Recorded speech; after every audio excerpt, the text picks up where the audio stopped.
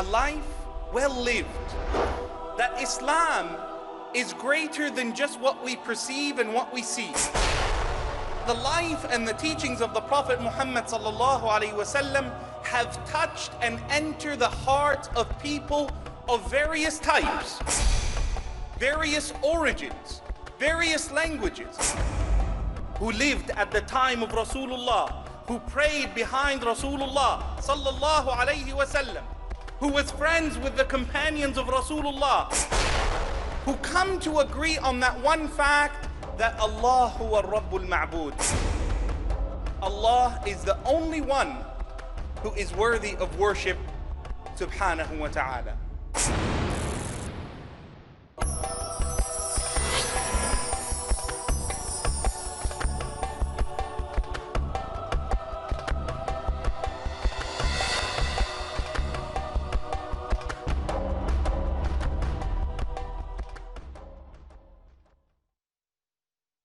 Prophet sallallahu alaihi wasallam says, "Ar-Rahimuna yarhamuhum ar-Rahman."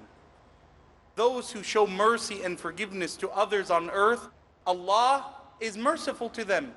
Irhamu man fil ard yarhamkum man fis sama. Show mercy to those who live with you on earth, and the one above the heavens, Allah subhanahu wa ta'ala, will show mercy to you. This is the constitution of the believer. This is the act of the righteous. At-tawbah, al-istighfar, al-amal al-salih, love and fidelity for our fellow man, withstanding with patience and perseverance the hardship that is inflicted upon us. That is of the highest an example of the Prophet Muhammad sallallahu alaihi wasallam. I wish to finally conclude by reminding myself and you of the words of Allah subhanahu wa ta'ala. وَإِن تَعُدُّوا نِعْمَةَ اللَّهِ لَا تُحْصُوهَا. Allah tells you, my dear brothers, my dear sisters, if you were to count one ni'mah, not plural ni'am, one ni'mah, if you were to comprehend and fully understand one of the blessings Allah has given you, you will never be able to fully encompass it or understand it. Allah subhanahu wa ta'ala has given us so much and has asked us for very little. One of my teachers, he used to say often in his class, in a very loose form of Arabic language, "Il-Jannah balash wal-nar biflus." Jannah is for free. Hellfire will cost you money. You know, if you want to drink, you gotta pay. If you like women or men or whatever going out, you need to pay. Going to the masjid, free. Siyam, free. Dhikr, free. Quran, free. Kind conduct, mercifulness, love, charity, free. Let us love Allah and love His Messenger sallallahu alaihi wasallam. Let us be from those who are righteous and true in our words and examples in our actions and in our behavior. وآخر دعوانا أن الحمد لله رب العالمين وجزاكم الله خيرا. Jazakallah khair, Brother Yahya. Now we have the question and answer session, in which the audience is most welcome to ask questions on the topic, briefly and to the point. You may ask only one question at a time. At the mics provided on this ground, one on my left in front of the gents, for the gents to queue up at, and one in front of the ladies, for the ladies to queue up. We would give non-Muslims preference to ask the questions first, and then the Muslims if they come in the queue. Yes, brother. Assalamu alaikum wa rahmatullahi wa barakatuh. Wa alaikum assalam. My name is Rauf Sheikh and I am a student. How we islah ourselves in the light of Quran and Hadith, and how we do dawah with Islamic brother, with Quran and Hadith. How do we reform ourselves is a very important point. And it's something that we all as Muslims are in need of, constant need of. The first and most important thing is true sincerity. To know that Allah subhanahu wa ta'ala is the one who ultimately is the judge of our life. It's not to please or to make anyone feel content with us.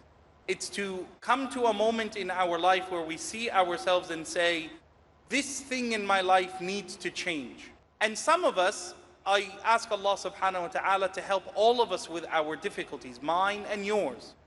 We live a life from one point, from 1 year to the next, and nothing changes. We continue in the same error, week after week, month after month. And that is because we have a lack of true sincerity, ikhlas to Allah. So first is to seek Allah subhanahu wa ta'ala, to know that it is only for our benefit to come back to Him. Second, it's to change the conditions that bring us into error. For example, I have a friend who has been smoking for 25 years, smoking cigarettes. And he's, alhamdulillah, we've convinced him, khalas, he's making his repentance, going to stop. But anytime a cup of tea is in front of him, he has the urge, he wants to smoke. Because for many years, every time he had tea, he would smoke a cigarette. How does he stop smoking? He has to stop drinking tea. So now instead of drinking chai, he drinks Nescafe, coffee, juice, water, anything that doesn't attract him to that same behavior, that same pattern. So we have to identify those patterns and try to break the things that are associated with them. Third is support. We need our brothers, our sisters to help one another. And it's important for us as Muslims to assist people in rising above their errors. Sometimes a person is making a sin and you know it, and instead of you helping him, you are only condemning him. Stop, stop, stop. Why do you do this? Why do you do this? Instead of lifting him up from that error. So we have to be supportive of each other. Third and finally is to know that the shaitan has an influence over us. But the shaitan only attracts us to things quickly and suddenly. The things that we do all the time that are a habit, it's not shaitan. What do I mean? If you don't pray Fajr every day, it's not because shaitan is keeping you from praying Fajr every day. It's your nafs. You as a person have an evil soul that does not help you want to wake up for Fajr. Don't blame shaitan.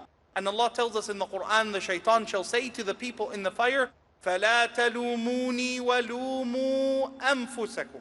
Don't blame me, blame yourselves. مَا أَنَا بِمُصْرِخِكُمْ وَمَا أَنْتُمْ بِمُصْرِخِي.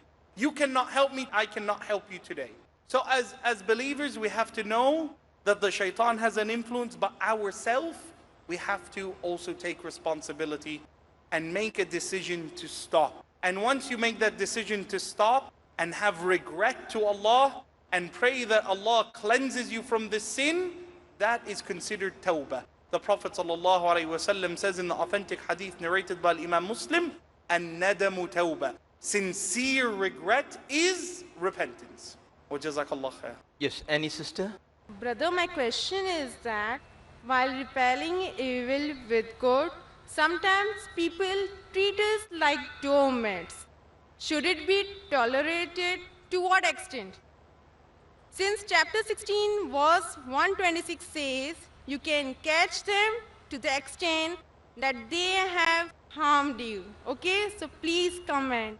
The Prophet ﷺ was a person who always lived a balanced life. In every part of his life there was balance. There was no extreme. So he was not a person who was negligent in standing up for truth. At the same time, the Prophet ﷺ was not deficient in his mercy and in his kindness. As Muslims today, we have to also find that balance. One of the greatest things that you find taught to us in the Quran is Allah subhanahu wa ta'ala tells us about those who have taqwa. He says, وَسَارِعُوا إِلَى مَغْفِرَةٍ. Be quick in your race to Allah's forgiveness. وَجَنَّةٍ عَرْضُهَا السَّمَاوَاتُ وَالْأَرْضِ. And to the gardens of paradise that's with the heavens of the earth, أُعِدَّتْ لِلْمُتَّقِينَ. Prepared for those who have taqwa. Who are they? الَّذِينَ يُنْفِقُونَ فِي السَّرَّاءِ وَالضَّرَّاءِ. They are those who give in charity when they are wealthy or when they are poor, in both situations. وَالْكَاظِمِينَ الْغَيْظِ.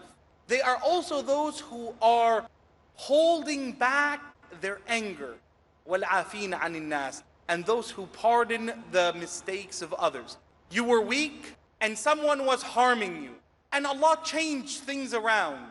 And all of a sudden, instead of being weak and being harmed, you are now in a position of strength. What will you do? Allah subhanahu wa ta'ala says, you held back your anger, now forgive and pardon the mistakes of others. So that is a great encouragement that we make in general. This does not mean that a believer is weak, is impotent, is unable to assist others, is deficient in strength, whether it's physically, economically, mentally, socially, in knowledge.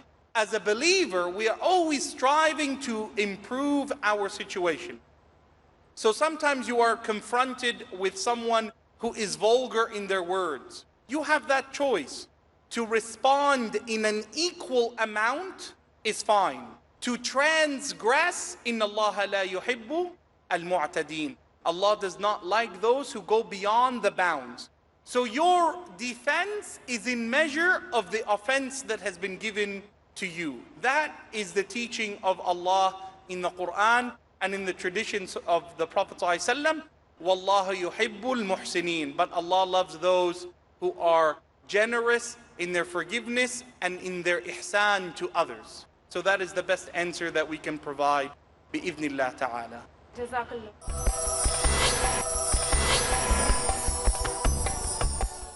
Assalamu alaikum wa rahmatullahi wa barakatuh. Wa alaikum assalam.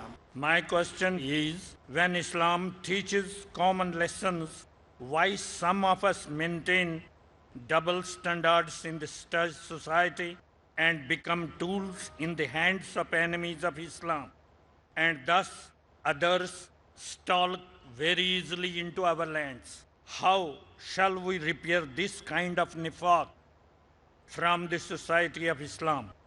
How far are the scholars of Islam prepared in the present scenario to trace out these black horses and disguised enemies who are lawfully and legally Muslims?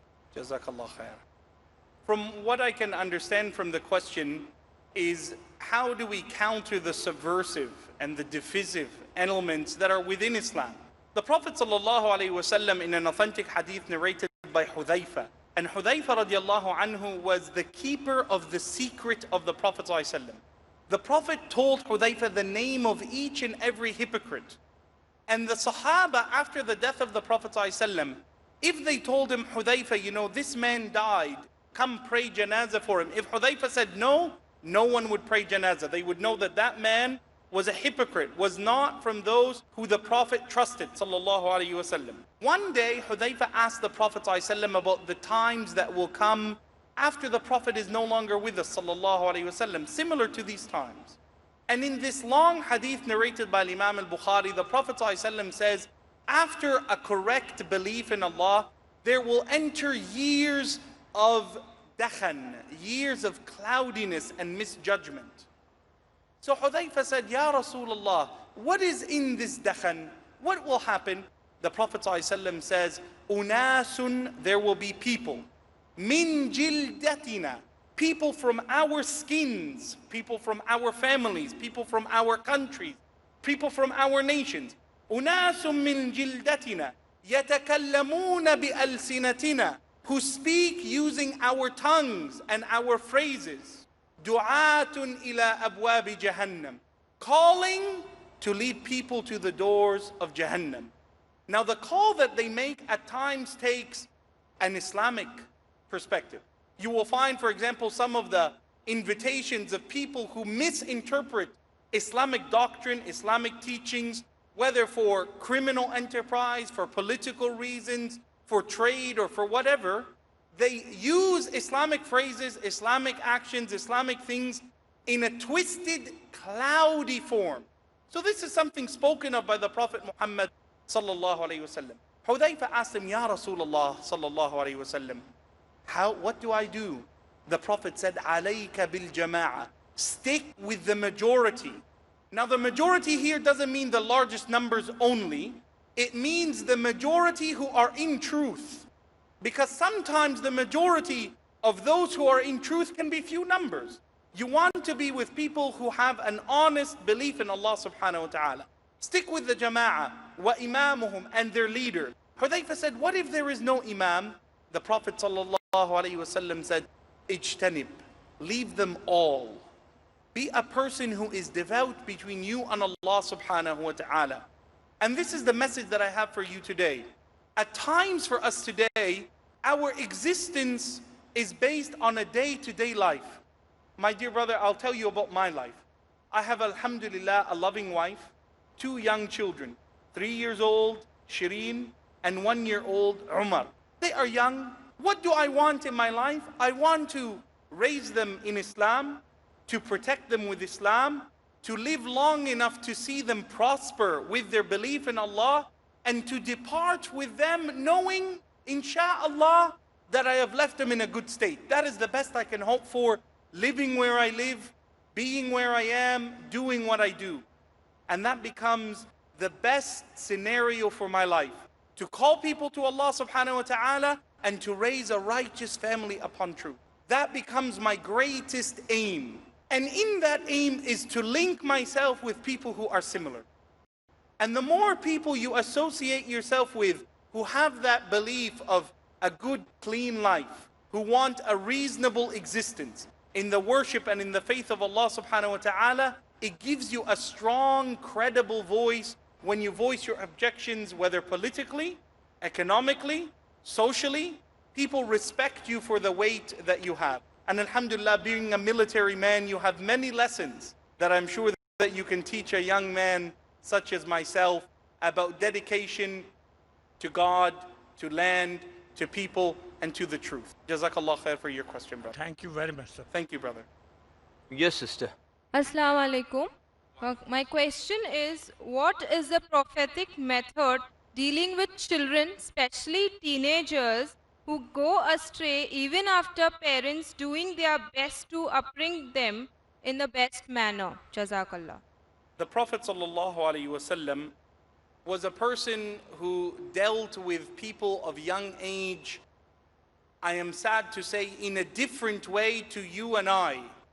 For example, it would surprise you to know that in the masjid of the Prophet ﷺ, you know, it has posts, pillars, amud, things that hold up the ceiling. The Prophet ﷺ used to take a bushel of dates, lots of dates, and tie them to the pillar of the masjid, and would say to the elders, to the Sahaba, don't eat from this. This is for the young boys and the young people who come to the masjid to eat from. It was his way of attracting them to come to the prayers, to come to the jami', to come to the attendance. In our times, you find it very difficult. If I take my young daughter Shireen, who's 3 years old, she's a tifl. She doesn't know not to run around or make a little bit of noise in the masjid. Immediately you find some people frowning. They don't say anything, maybe because it's brother Yahya. They know right away, I will tell them the Prophet ﷺ said, the Prophet, but they frown, upset. Why? A young child is in the masjid. This was not the way of the Prophet ﷺ.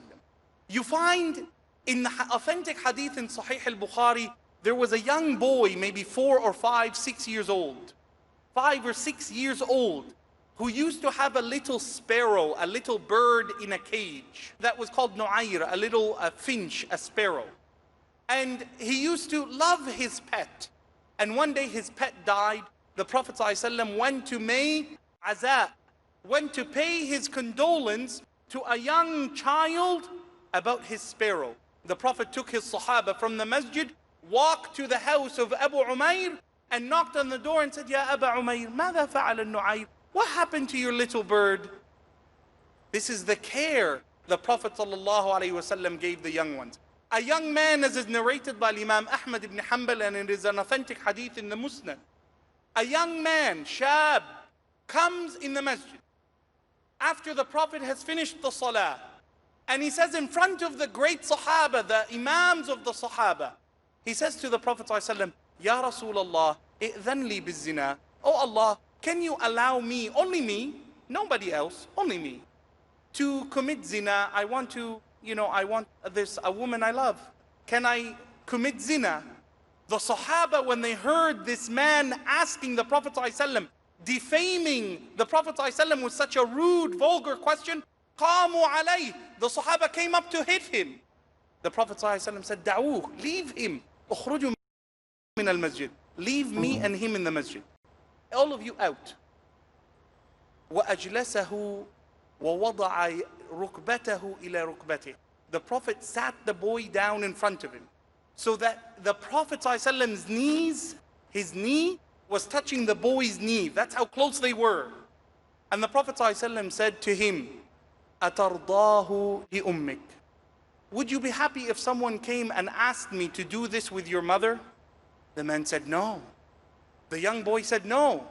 He said, أترضاه لأختك? How about if someone asks me about your sister to do this with her? And the man said, no. عمتك, your aunt. خالتك, your khala. No. كيف ترضاه لنفسك? So how could you want it only for yourself? You and I, what we would say to this boy, who's this girl? Where you meet her? Which family is she from?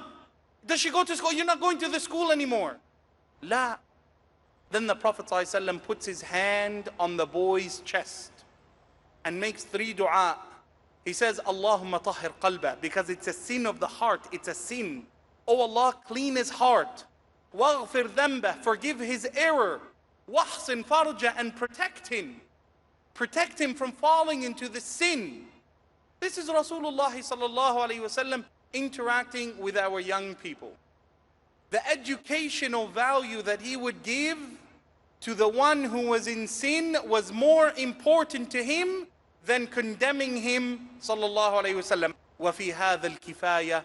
I ask Allah subhanahu wa ta'ala to pardon our errors, to hide our shame, to make us better than others think of us, and to forgive us what only He subhanahu wa ta'ala knows of us. I ask Allah subhanahu wa ta'ala to bless our words with actions that will follow them, and to make us from those who are successful in this dunya and in the akhirah. I wish to conclude by thanking the Islamic Research Foundation and Dr. Zakir Naik for holding and inviting such an auspicious conference. I also wish to thank the people and the government of India for allowing us the freedom and the liberty to come together to speak about our faith openly and honestly as we do with one another. And I wish to thank our organizers and the volunteers and the people who have put many hours and many weeks and many months in preparation. For if we do not thank them, we cannot be truly thankful to Allah. From the bottom of my heart, I thank all of you for all the dedication that you have done. وآخر دعوانا أن الحمد لله رب العالمين والسلام عليكم ورحمة الله وبركاته. Jazakallah Sheikh Yahya Ibrahim for your kind words and encouragement.